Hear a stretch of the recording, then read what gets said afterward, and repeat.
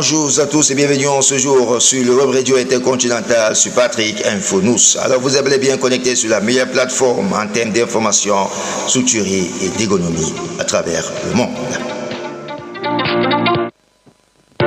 Devons-nous dire que l'Afrique a encore beaucoup à revoir et des leaders africains et des chefs d'État africains devaient-ils revoir le système africain afin de mettre sur pied en place une stratégie hospitalière afin de soigner et d'être sur place et de se faire soigner toujours dans leur propre pays au lieu de voyager pour aller se faire soigner ailleurs.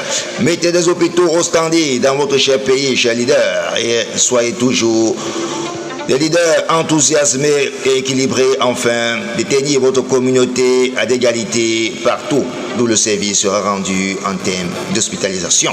Alors, faites de votre pays un Eldorado au lieu d'aller ailleurs vous faire soigner et acheter des véhicules. Mettez des stratégies sur pied, des technologies avancées dans votre cher pays, cher leader. Voilà une polémique ce matin sur Patrick Info News et l'actualité que nous interpellons des leaders africains de faire de leur pays un Eldorado au lieu de faire de leur pays d'une immigration, d'aller à l'extérieur et que les populations puissent immigrer toujours pour aller trouver de l'Eldorado ailleurs. Faites de votre pays un pays d'excellence. L'actualité qui bat son plein du côté de la Russie, plus d'un an après la mort suspecte d'Alexei Navalny en prison, sa veuve Yulia Navalnaya affirme que l'opposant russe a été empoisonné en basant sur des analyses menées par des laboratoires occidentaux alors que le Kremlin nie toute implication. Les proches Navalny dénoncent un meurtre d'État.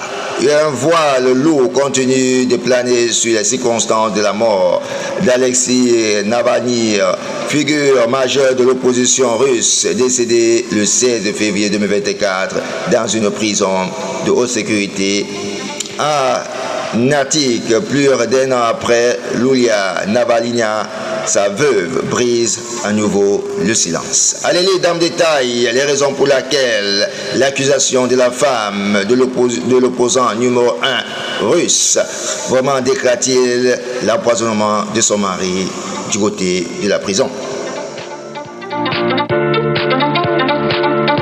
L'actualité hors des frontières du côté du Togo, l'ancien ministre togolaise des armées Marguerite Niakader a été arrêté le 17 septembre 2025 à Lomé, accusé de liens avec des réseaux de la diaspora soupçonnés de vouloir déstabiliser les institutions devenues critiques envers